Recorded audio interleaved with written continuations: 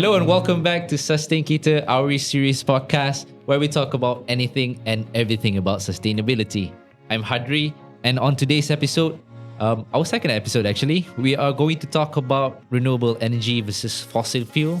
We're going to touch a bit on incentives, RE incentives versus fossil fuel subsidies, and and our second topic will be on sustainability in EV. Let me introduce our guest for the show today. We have Naim.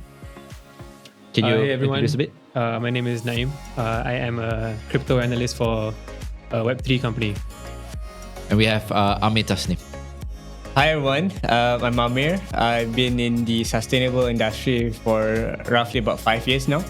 We'll be having more of a conversation to talk about these topics and then discuss on our ideas and perspectives. Questions out between ourselves and then just to learn more about things and to share these discussions with the audience out there. The time of recording today, it's actually during Puasa. From Sustainkita, we want to wish a happy Ramadan. And by the time this is out, we want to wish you a happy Raya out there to the audience. Okay? Guys, so let's talk about our first topic. RE and a fossil fuel subsidy. I just want to start with a landscape, a Malaysian landscape perspective, right? We are spoiled with fossil fuel subsidies since the 1970s, 1980s. It has been more than 30, 40 years that we're experiencing low costs of fuel. So the first question is to ask ourselves, on the RE incentives versus fossil fuel subsidy, is it a level playing field where we have low prices of fossil fuel energy competing with the emerging renewable energy? Right. Mm-hmm. I'll leave the floor to you guys. Okay. So, interesting thing about subsidies and incentives, right? As Malaysian, I think it has become a part of a huge part of the DNA of Malaysians. I think typical Malaysians, I think, we feel like that is our birthright. Yeah, exactly. Yeah, it's our birthright. We love subsidies. Yeah. It shows how much we love subsidies. And it shows how much some people are sort of like negligence in the sense of how we use our are. electricity. Yeah. So the thing is, there's always a debate between fossil fuel and also renewable energy. Yes, looking at the current progress in Malaysia, there has been a lot of policies, initiatives more to transition into renewable. But in the sense of investors, I would say, maybe someone, a foreign investor to come into Malaysia, I think the incentives and also the initiatives that the government or any average Malaysian is doing now is still rather giving mixed signals in the sense of yes. Are we going for RE? Yeah, are we going for RE? Still so full blown going for fossil fuel subsidy? It's still kind of confusing, to be honest. Of course, with any new initiatives, it takes time, but for it to actually be successful, I think we need a proper direction. People need to actually combine their agreements. We need to reach a mutual agreement between government and also the business owners to venture into renewable energy as well. Yeah. But, let's say if the government does remove subsidies, right? Yeah. For fossil fuel, will we then see a rise of price of petroleum gas? Not just gas, but fuel, electricity and stuff. Yeah, I believe that's the challenge here, to balance between how much do we invest in subsidies for fossil fuel, because I think subsidies are very important for raising the living standards of citizens, especially in Malaysia. Okay. We were once a developing country. We needed the assistance of trying to go out there, make a living. Yep. So a part of the most expensive cost on our living, on our day-to-day lives is energy, right? Okay. So I see all these topics about how certain like NGOs, they talk about sustainability, RE. Yeah. But I'm trying to understand from a investor perspective, right? How does it incentivize? How does it benefit them essentially if the government does pump in money to RE? I just don't get it. Like, Yeah. I'm just trying to understand as well. I mean, if you look at the global perspective, right? Countries, foreign investors, right? Let's say the investor is from Europe. Mhm. So in Europe, you already have all these policies in place to penalize or incentivize the use of renewable energy and to reduce your fossil fuel carbon emissions, right? So you have structures like the ETS, European trading schemes, where every emissions that you emit, you'll be having to pay the tax. But at a certain rates, according to certain industries. Okay, faham. Yeah. But in Malaysia, so they're implementing the same. In Malaysia, not yet. In Malaysia, mostly it's voluntary in terms of carbon emissions, where you offset your carbon emissions with carbon credits, but it's voluntary. But in Europe, it's actually mandatory. Oh wow! Yeah. But these are the things where, I mentioned earlier where, we are still giving mixed signals. Yeah. If you're really serious about it, we should really enhance and, be sure of the policy. So from a business standpoint, if you abide by the policy, so technically you pay lesser. Am I understanding that right? It depends. If you're efficient with the energy, then it will be cheaper. Meaning to say, one of the biggest considerations for foreign investors to come in to Malaysia is the RE aspects, access to renewable energy, right? So, let's say, for example, you are a glove manufacturer, right? Okay. You come into Malaysia, you open up a glove manufacturing facility, and you want to export these gloves to Europe. Yeah. Right. And under a new policy in Europe, you have this thing called CBAM, cross-border adjustment mechanism, Okay. where you are taxed for any carbon leakages along the whole supply chain. So if you manufacture these gloves with fossil fuel electricity and you are heavily emitting carbon, then you are going to be taxed eventually, and it's gonna cost more. So penalized. You're gonna get penalized. Okay. So I mean, we have the advantage of our energy being cheap, but moving forward, we have to do something in penetrating renewable energy. Let's look at this data I found from The Edge regarding the prices of fossil fuel. So we're talking about RON 95. All right. The petrol. Comparing in Malaysia, we are actually priced at RM2.05 per liter as at September 2023. We're comparing to the largest oil producer nation in the world, Saudi Arabia. They are doing RM2.91. So that's a difference of roughly 85 cents. Yeah. 85 cents compared to the largest producer. Because of the subsidy or? Yeah. Because of subsidies. Oh, okay. Yeah. And if you look at the subsidy compartment of it, we are actually subsidizing RM1.15. So that's approximately 35% subsidy in totality. What I meant to say is Saudi Arabia, their oil is cheap. Yeah. They extract their oil from onshore lands, not from the expensive offshore extraction facilities. And if we look in comparison with our neighboring countries, like Singapore, a whopping RM9.73. Can you imagine your petrol prices at RM9.73? So that's how it would look like if we don't have subsidies. And that's something that is concerning too, right? Of course, we want to advance in renewable energy. Mm-hmm. And it would take meticulous planning and also huge efforts. But I do feel like we need to balance out, and balancing out is quite difficult, right? And currently, our government, they are doing what we call targeted subsidies to reduce the subsidies, because subsidies are getting heavier, right? Probably you can share a bit on that. Yeah, sure. I mean, talking about subsidies, right? All this while, I mean, there's a source I've got from Ministry of Finance itself. In year 2020, Malaysia actually spent 13.6 billion on just fossil fuel subsidies, whereas renewable energy subsidies at that time was only about 2.9 billion. So you can see it's almost a 10 billion gap. This was in year 2020. So I think targeted subsidies is actually a good kickstart, because Malaysians are, as it is, they are very comfortable where they are. Yeah, man. Yeah. So if there's no initiatives like this, no one would actually even want to go out of the box, out of their comfort zone. Yep. So because with RE, whether we like it or not, because as it is with everything that is new, we need to invest heavily first in the sense where infrastructure.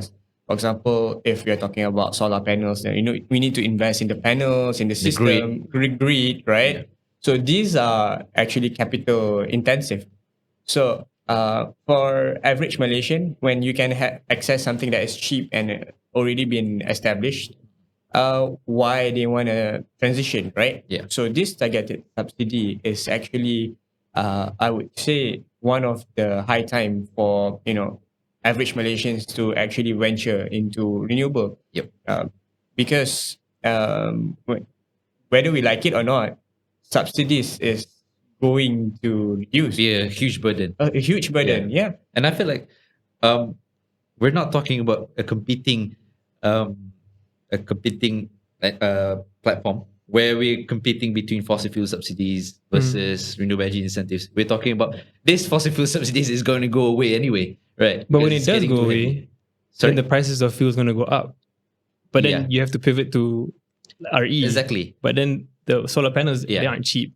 Correct. So correct. the typical average, like myself, I mean, I don't think I can afford Okay, but a I beg panel. to differ. Solar panels are cheap now. Yeah. Now, how Yeah. much are you talking about? Let me give some stats, okay? Yeah. I was a solar engineer in 2021.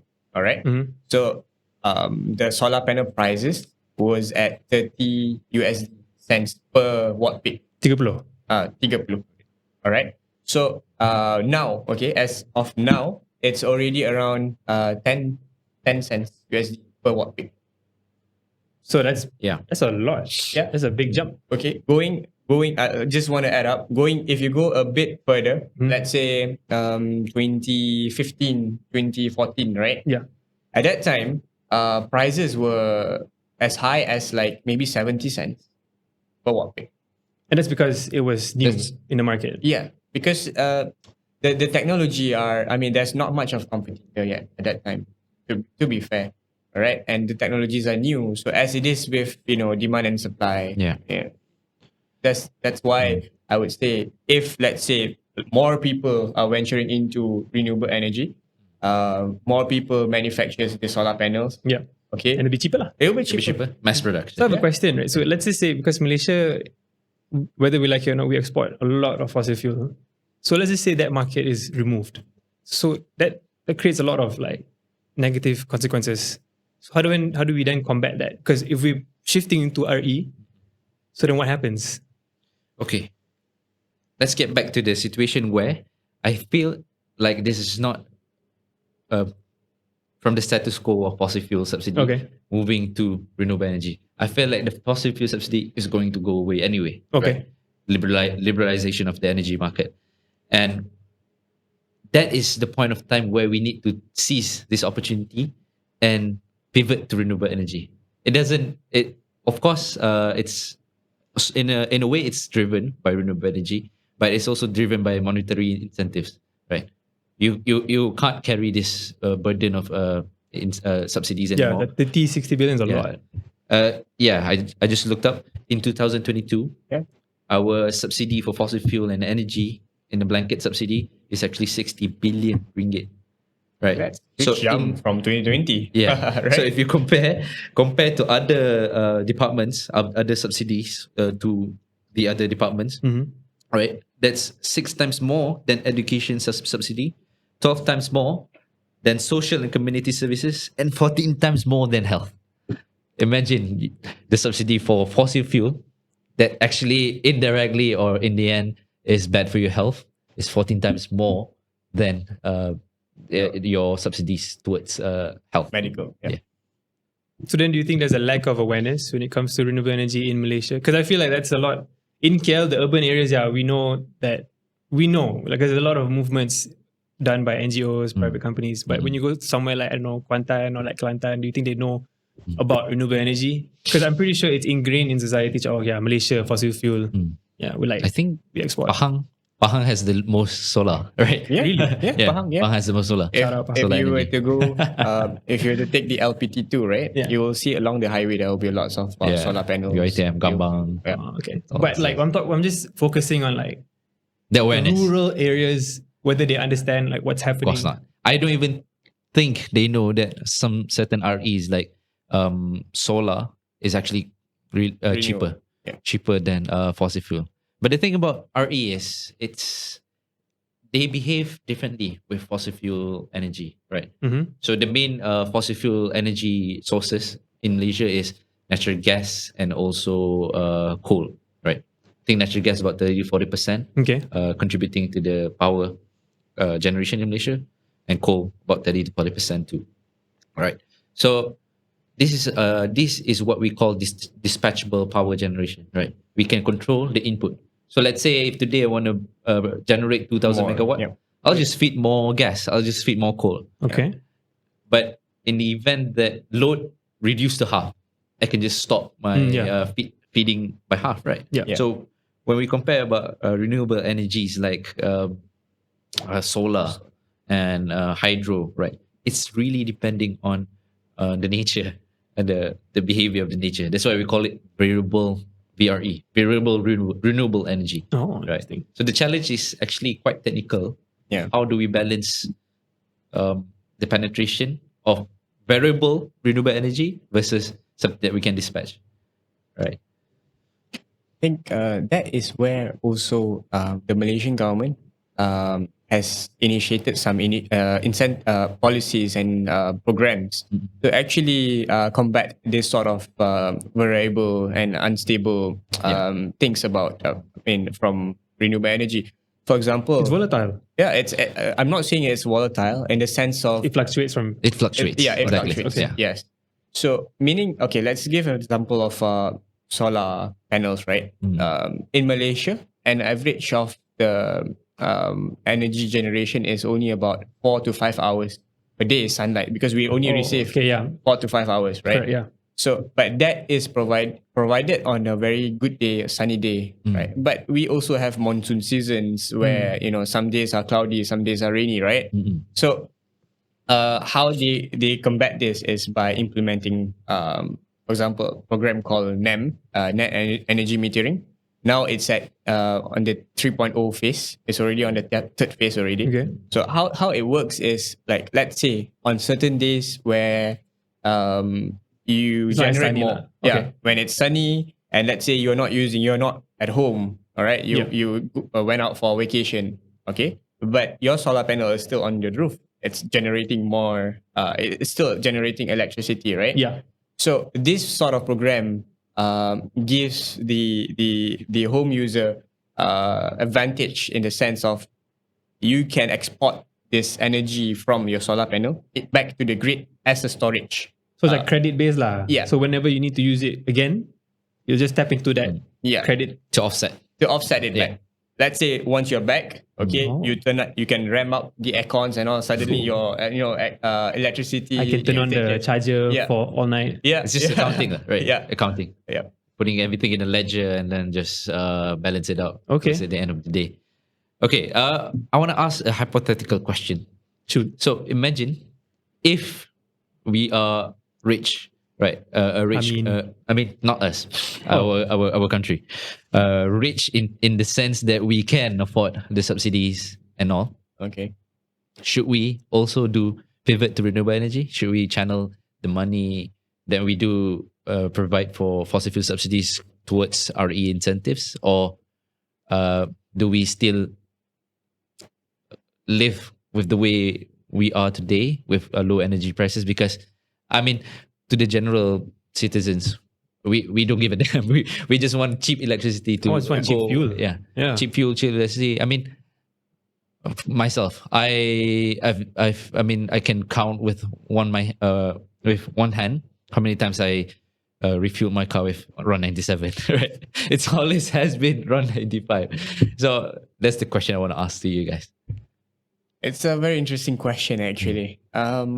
Personally, I would say that if we have the capability, Mm.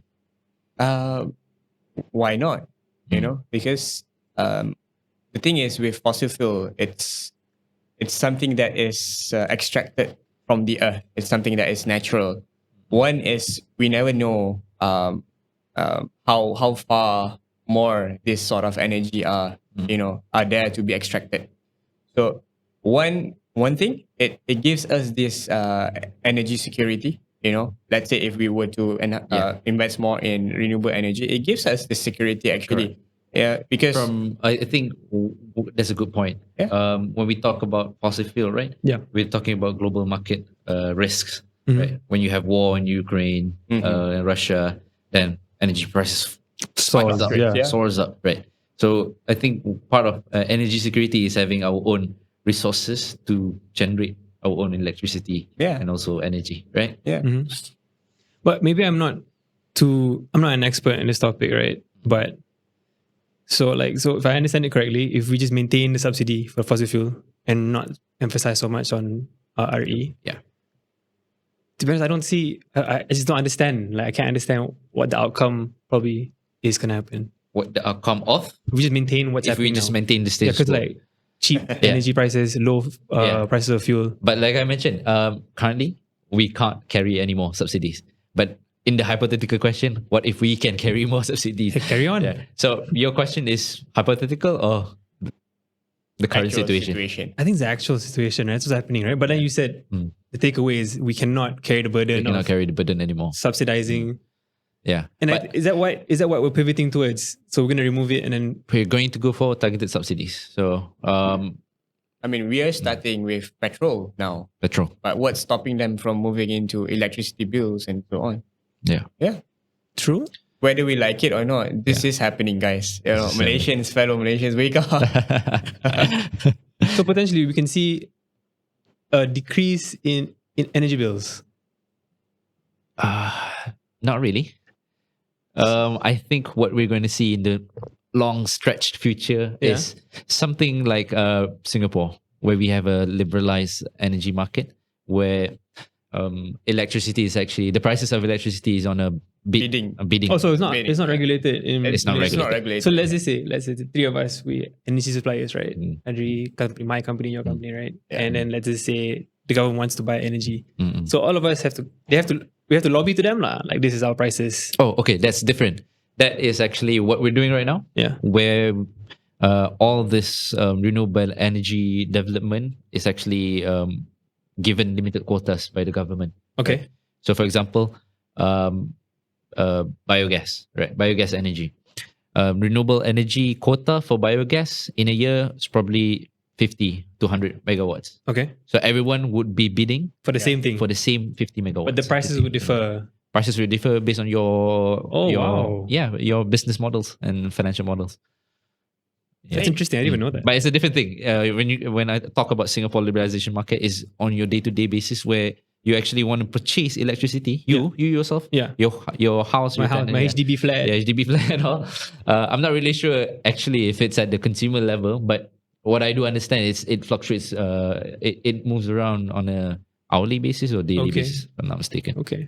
One actual advantage of renewable energy is, like I said, it improves our dependency on fossil fuel, which enhances our security actually. Okay. So let's say if let's say fossil fuel price fluctuates or spike, right?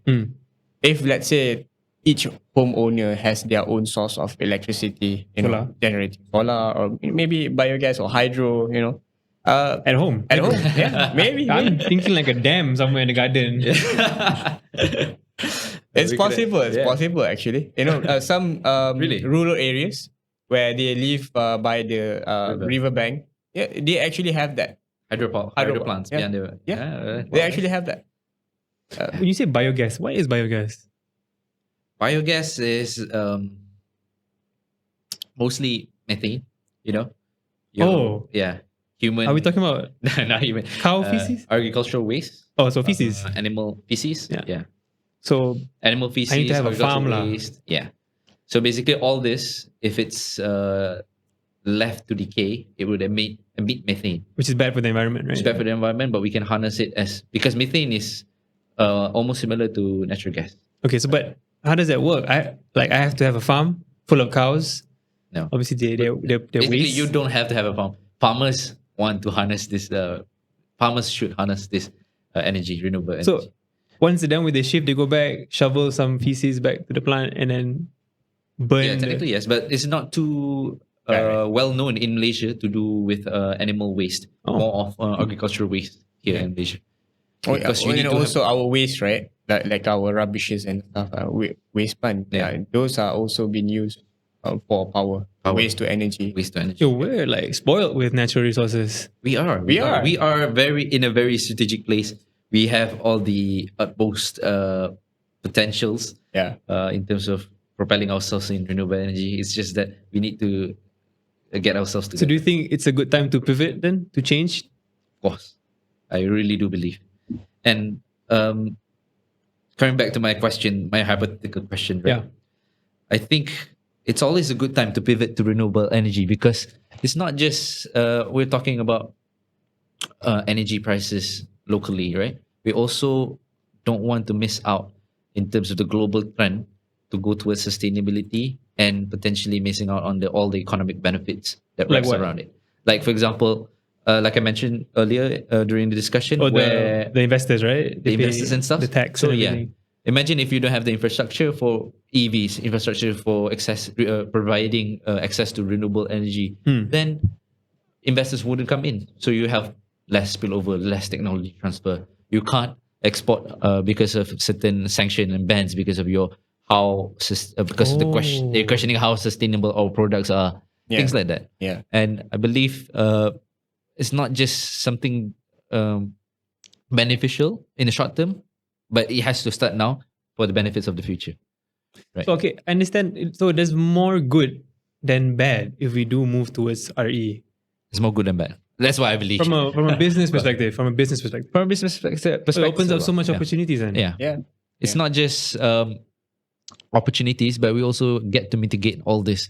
There's two main risks when we talk about climate, right? It's environmental risks Yep. that we get to potentially mitigate from the future, and also the financial risks, the actual implication, financial risks like carbon tax, foreign investors, stuff like that. Okay. So I think enough about fossil fuel and RE. Let's talk about EVs, right? Because you mentioned EVs just now. EVs. Yeah. We're talking about EVs. If you are interested in learning more about climate action and also sustainability, you have come to the right place. Do follow us on our social media. We are on LinkedIn, YouTube, and Instagram. The details will be down below in the description box. Yeah. Let me ask you a question. Have you driven an EV? Yeah, I absolutely love it. I think if I could describe it in one word, it's thrilling. Like 0 to 100 in 3.6 seconds. That's fast. That's That's fast. fast. Oh my. In how many seconds? Okay, I didn't get to go to 100 lah. So basically, the BYD Seal is an EV. It's a car. It's a The EV Seal from is China. The latest. the latest one. It looks like a Taycan. model. Drove that. No, I didn't drive that. Oh, But the brochure said it goes 0 to 100 in 3.6 seconds. Oh, But I okay. drove my friend's car. yeah. It was a Hyundai Ioniq 5. It was amazing. Even if it was for like a short drive, I think that was enough for me to like make a decision. If I had the financial strength to buy an EV, EV, yeah. I would do it. So it means to say that EV is not affordable yet? Not for me at least, but maybe for Amir. Okay. The thing is, personally, I think with EV, it's supercar category, I would say, in the sense of their performance. Yeah, performance. Okay. Okay. But if you were to compare performance and price of actual supercars, Huge difference. It's a steal, I guess, for Oh yeah, EV. for sure. Yeah. If you compare Yeah. in that sense. So like but typical sports cars, like what, above 500k? yeah, Like the yeah. BYD Seal is like 180k. If you're saying about 3.6 seconds, that is, I mean, ICE cars in that range would probably cost 5 to 600k Yeah. Yeah. easily. Yeah. Easily, right? So, if you were to compare with supercars, I think it's a steal. But for average people, probably people like us, Yeah. you know, I would say EV is still not there yet for average Malaysians, at least. Is it because of the infrastructure or the price, or if it's not sustainable? I think mainly is because there's two things with Malaysians. One is the infrastructure and also the habit adoption. Habit adoption, Yeah. Yeah. The way we live our lives, right? Yeah. Yeah. Yeah. Because like So we if- go Isi Minyak, it's like what, 2 minutes max, Yeah, right? 2 minutes. From Yeah, walking exactly. to the Yeah, exactly. tendon. Now, And if you have EV, you can't wake up 8:40 in the morning and go to work at 9. Oh, yeah. Because you need to consider charging your car for 10-20 minutes. yeah, it's For- longer than that, right? It's Yeah. 40 minutes at least. I For mean, like, if you use the supercharger, then it's 20 minutes. But if you use the normal AC, AC charging charger, at like- home, that's 10 hours, 8 hours. oh yeah. my days. Yeah. Meaning it's like taking care of a bigger handphone or Oh, yeah? mobile devices like that. Like how we charge our laptops and mobile devices. Yeah. Yeah. Yeah, it will be like that actually. More of a habitual change. But I think in terms of the ownership cost for EV versus the conventional ICE car engines, it's actually subsidized, right? It's actually on a tax rebate. Oh, yeah, it is. You don't right. have to pay road tax for like up until. No, I mean the excise tax. Oh, right. Yeah, the Because excise tax. typical cars. Because tax. it's a green tax allowance. I As think. of now, Yeah. yes, it's still. there's still a tax relief. Yeah. So Oh, okay. Okay, I If thought it you- was road tax. if you have the financial capability, now is the high time. How's I'm that? just waiting for my EV, man, to release an EV. I'm just waiting for that. Perodua You'll is be the king of the actually road. in their Looking in R&D that direction, stage. right? Yeah. But they did say it's going to take a while for them to release a car. Of course, as it is. I think that is also another thing where sometimes Malaysia should be more proactive in benefiting in this sort of opportunities. It's a business opportunity actually. Look at all these Chinese companies, right? Yeah. BYD, MG. Xiaomi. And all There these- was another yeah, Have you seen Xpeng, Xiaomi? right? Xiaomi, yeah, Xiaomi is in their. It looks like a Porsche, man. yeah. Wait, so you mentioned there's another car, I think. It's the logo is X, but then the brand name is Xiaoping. Xiaopeng. Xiaoping, yeah. Okay. These are all Chinese companies where, if you look back at their track record, they're probably like relatively newer New, than yeah. Perodua and even Proton. Oh, you're right. Yeah. I think China is doing a really good job in dominating EVs and battery and solar. I think most of the solar equipment suppliers are also from China, right? Yeah. I think And I also- also read somewhere that all the cars in China, majority of them are all EVs. I think they shifted Yeah, to yeah. EVs. They transitioned to EV way sooner than this. They took all a this, big bet and Yeah. it worked. I think partly it's because of the abundance of natural resources that China has. Because fair. if you look at the main source for solar panel, it's all from China. They are the biggest producer. It's part of like their benefit actually. It's their advantage. Where I think they took advantage of it and monetize it. Yeah. I have a question, right? So EV, how green is it? How sustainable is it? And how Yeah. That is actually the topic of discussion today. Oh, is it? Okay, Yeah. okay. All right. So, EVs, right? When we talk about EVs, I mean, the whole objective of EV penetrating this market, all this produced, of course, for money, but but the biggest objective is to reduce or to decarbonize the transportation sector, right? Okay. I think the second most heavily contributing to the carbon emissions of, globally is the transportation sector coming behind the energy sector, right? So one of the initiatives globally is to convert these ICE engines, ICE cars to EV cars, right? And theoretically, it is cleaner in the sense that EV cars don't have they have zero tailpipe emissions, so there's no exhaust. Yeah. There's no you don't see any exhaust in the EV cars, right? Yeah. But there's a lot of questioning in terms of the sustainability of the whole supply chain, right? It's still debatable, right? It's still But debatable. in comparing to your typical IC cars and EV, which one emits more carbon? In This- terms of, But let's look at the operational side first. Yeah, operational when side, you talking about own operational it, side. yeah. especially in Malaysia, when our grid is 80-90% is powered by fossil fuel, Yeah. that power supplies your EVs. So how green is Eventually, EV you versus still IC? need to charge your EV cars, right? Yeah. So where is that electric cars coming from? Is it greener Solar than panel lah. Not really, No? man. I mean, in Malaysia, it's still like Hadri said, that's almost 60% of our power Oh, it's from fossil fuels. from fossil fuels. No, actually, generation wise, 95%. So technically, it's not clean then. It's not clean at all. We're Malaysia. But we're moving towards that. But okay, but if we look at the context, I think I'm seeing some numbers here, comparing the emissions when you drive to the both of the cars, ICE and also EVs. Yeah. Right? Although EVs are electricity sourced from fossil fuel generated electricity, but there's a study from the IEA, International. I forgot what IEA is, but they did a study on comparative life cycle GHG of mid-size BEV and ICE vehicles. The study showed impressive results actually. BEV is actually half in terms of carbon emission compared to ICE. So In terms of the whole supply chain, or are we talking about just owning it Yeah. and driving it? the whole supply chain, because of we're talking about life cycle analysis. Okay. So life cycle analysis means from the very beginning of the supply chain, which means the procurement of that certain The raw raw materials. Yeah. The mining as well? The mining as well. Yeah, include the mining as well. And towards the end, I think until the the car, retires, yeah. until the car retires, right? But I'm not sure. I don't think this is data from Malaysia, Okay. right? Yeah. So if in the Malaysia context, it's probably a bit higher in terms of BEV carbon emissions because of the fossil fuel electricity. But okay, let's put aside carbon emissions involving EVs, right? Yeah.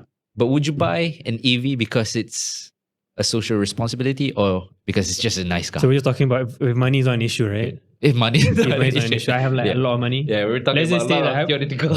So theoretically, all of us have Yeah. infinite amount of money. Yeah. Would I buy it? Yeah, of course I buy it. Okay. I mean, if you have infinite amount of money, but you only get to buy one car, One type of car lah. one type of car, would it be an EV? Yeah, to be honest. Current situation in Malaysia, no. No. Oh, Personally, okay, we're no. factoring that aspect Yeah, in. Oh, yeah, okay, okay. then. Okay, that's a. That's an interesting debate, right? Yep. Yeah. Okay. Because I thought like everything else is fine, right? Yeah. All Let's we go have to do- to the situation where we are in Malaysia currently, how it is. No, because there's not much infrastructure to Yeah. support EV. So Exactly. that's not okay. That is a fair question to ask. If that's the case, no, yeah, I still get it. I'm not gonna go far. I'm still gonna be in KL. I never seen you go out of Kalang Valley, man. Yeah, that's true. Hey, not that one time I went to Kota Baru. Yeah, we went to Kota Baru. But yeah, I think I would definitely buy one. It's not because of the social responsibility of it. Okay, maybe a tiny bit. Yeah. But I just want an EV because it's a fun car to drive. I think it's actually quite sad to see all these engine cars moving away. Yeah. But F1, I right? feel responsible in terms of social responsibility to be transitioning towards a more cleaner vehicle. But it's still damaging. For me, it's not something that I love, but I feel like it's a responsibility to do. But it's not as bad, but there are some like negative consequences, right? Negative consequences. In comparison to for how the whole thing is being supplied from the supply chain, right? It's Yeah. So it's not technically green. But okay, when we talk about green, right, it's Yeah. always a subjective and also a relative topic of discussion, right? How greener are you than before? It's always comparing to a certain baseline, right? Okay. So in the case of carbon emissions in transportation sector, right, your baseline is your ICE cars, right? So if you're adopting EVs, is it going to reduce carbon emissions? If it is, then it's greener. It doesn't have to be necessarily totally green, but Okay. at least it's greener, and we're Basically going in the right direction. we're going to the right direction. Okay. Because you mentioned something, there's a lack of infrastructure. Yeah. How many more years do you think Malaysia is gonna be fully equipped with all the chargers and all the what else? Just chargers, right? Basically. Chargers, what else? Chargers. Mostly charging stations. Chargers. lah. Yeah. And Charging also stations. workshops. I mean, currently we are closing to 2,000 charging stations around across Malaysia. Across No, Malaysia. but the target is to reach 10,000. 2027. Yeah. Impressive. I mean, That will be interesting actually. To be honest, if the infrastructure is there, Mm-hmm. I wouldn't mind to transition into EV, provided the charging Cost. the charging The time Time, okay. like 40 minutes, right? reduced. Yeah. Yeah, because to be honest, let's say if you are traveling on a business And your battery work, runs right? out. Yeah, and your battery runs out. Boss, I'm gonna run a bit late. Yeah, how many- 40 minutes. 40 minutes. My car is being charged. That's unacceptable for me personally. So back to your question, if I'm given the choice of one car, it will be ICE. But if I'm able to choose two cars, No, just One one. will be EV. Just one car. Just one car. Just Just choose one car. one car only. it will It'll be ICE. ICE. What- ICE is For the practical reasons. Yeah. practical. Okay. For practical reasons. Fair, okay. So now the question is whether it's practical or not, right? Mm. Because there's a lot of time wasting Yeah. just for charging the vehicle for Yeah, EVs, right? correct. So do you think, I'm not too sure if there is any new technology that's out there that reduces the time to charge a full car? I mean, the thing with EV is it's still relatively new. So a lot of companies there's no baseline, like how do you say it? Because there's no EV cars before, prior to 2020 maybe. So these R&Ds are still developing. For example, before 2023, the main source of power for the EV cars are lithium-ion batteries. Just like your phone, just like any other devices, right? Exactly. Yeah. But the thing is, BYD last year they introduced this new battery technology. It's called the Blade, right? blade battery. Yeah. So it's typically they say it's much more efficient. It's space saving, Mm-hmm. 50% more space saving, and it's also more robust and reliable because lithium-ion batteries emits really high heat. Mhm. Oh, right. from Yeah, the that's why your charging. phone overheats. Overheat. Right? Yes. There's also a debate on the safety concerns of EV. Yeah. What if the battery explodes or something? Yeah, Like for example, with the Samsung phone. Yeah. What if it Samsung happens? Note 4, right? Note 4. Note 4 or Note 5, I can't Yeah. remember. But what if battery explodes? These are the things GG. where there's so much going on in the uncertainties where I think people are still trying their best to develop and improve. It will take time It will take for time. it to be as established as ICE industries. Mhm. So I mean, if we are looking in, if we give the world some time, probably like another 5 years, I think EV will be Dominating. dominating. Yeah. Yeah. I think. But speaking of domination, right? So it's typical. All petrol heads will agree that F1 car is amazing. It's a good sport, right? Pinnacle of motorsport. Yeah. So like, you change your typical F1 car with EV cars. Yeah. I cannot see how I mean, that would be really devastating. exciting. How can I see? Because honestly, you watch the race, you want to hear the sound of the car, the engine roar and Yeah. everything, right? It's spectacular. Like, I'm not sure if you guys seen the F1 documentary on Netflix or even Gran Turismo. I always think that there's a reason why people evaluate the power of a car in horsepower. Probably it's like the noise, Yeah. the Yeah. roars. So I can't imagine myself if let's say they were to move into EV where mostly it's silent, right? No, I think they would just put like a background noise when you rev the car. Oh yeah, maybe. Yeah. It won't be big the, noise, it right? won't be the same, but Yeah. Yeah. You don't feel the vibrations and all. But I think I'm gonna stick to my standpoint. I feel like it would be sad to move to EVs or any Hey, other why? alternative It's a mode of hydrogen transportation car, yeah. like It's a good car, bro. hydrogen, stuff like that. I mean, to completely leave ICE cars. Oh, okay. I'm not sure if in the future we're going to completely leave behind ICE cars. Maybe IC cars will be something of the past, something in the museum. I don't know. let's say. Maybe we would have more cleaner fuel that can work with ICE cars. hydrogen. Like not hydrogen, biofuel, but hydrogen is more famous on FCEVs, fuel cells. Oh, okay. etc.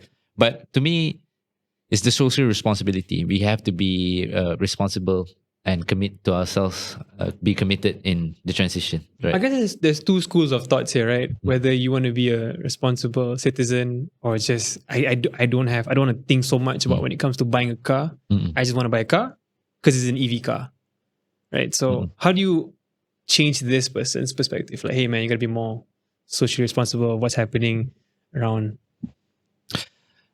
I guess it starts with adoption. I mean, education and awareness. Yeah, Right? it starts with education and awareness, and to understand this kind of metrics that we discussed, right? How much does EV actually contributes to carbon reduction?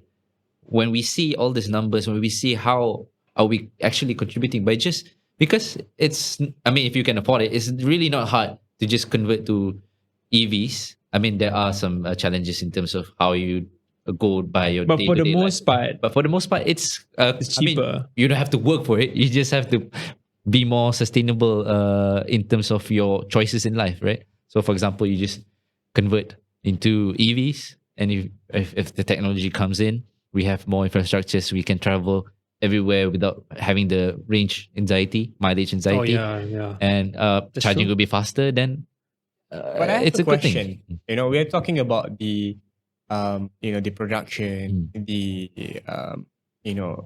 manufacturing perspective. Mhm. But what about the cost of charging? Because earlier we spoke about targeted subsidies. Mhm. The government in Malaysia is um, reducing the incentives for fossil fuel. Let's say if one day we reach a point where there's no more incentives for electricity, right? Mm. How are we supposed to charge? Will it be Expensive. expensive? Will it be sustainable? Would it be effective in us transitioning into EV? But shouldn't the government impose some policies to protect that so the prices of energy won't soar up? Or have they should, right? It's I think the right thing, the right question is, it's not a matter of whether they should or not. Mhm. It's a question of whether they can or not. Yeah. Okay. Yeah, yeah. But I feel like we just have to live with it. I mean, as we progress, I mean, we look at the trends of developed countries, right? Yeah. As we progress as a nation, it's always going to come with a cost, and one of the biggest costs is the rising of energy costs in that particular country, right? We just have to live with it. Maybe at the consumer level, we have to practice energy efficiency because the more expensive it becomes, the more responsible we want to be and be more efficient with our But if daily you're lives and efficient reduce the with cost, energy, wouldn't that mean that you have to pay less? Because which is the point, right? right? Yeah. Okay, cool. That is also why we need to transition into RE. Like I said, RE provides a better security, energy security for everyone. Mhm. So, in the sense of, let's say, even if the fossil fuel prices fluctuates or spikes, You still have RE. we still have RE. So on the top of the pyramid, I can see that what EE is number one. If this is achieved, then followed by RE. Yeah, yeah. The thing is with I think there was an article I read from McKinsey. All right, what they state is there's only a certain level of reducing carbon emission by RE. RE can only reduce a certain level. Yeah. The actual thing is because industry has been running on fossil fuels since 1950s, for example. So You mean in Malaysia? not just in Malaysia, Globally, okay. globally, right? So the revolution of industry has started from 1900s, Yeah. right? Mhm. So we won't actually be able to reduce much or change much if the existing energy production, the emission is not been made efficient. So I think the most important thing that Malaysians should focus more if they are serious about sustaining the environment, the world, the country.